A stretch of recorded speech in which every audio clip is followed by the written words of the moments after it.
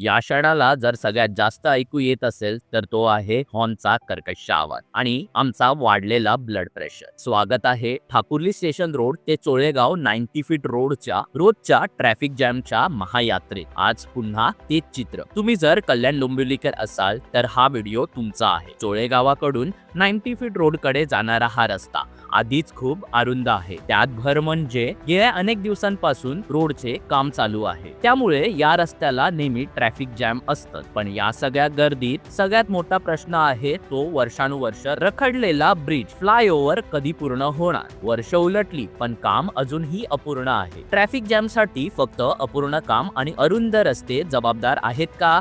तर नाही. खरी समस्या तर आपल्यात आहे, आपल्या नागरिक जाणीव मध्ये आहे. Civic sense. ट्रॅफिक आधीच ठप्प आहे तर आपल्याला उलट्या दिशेने गाडी काढून ओव्हरटेक करायचंय.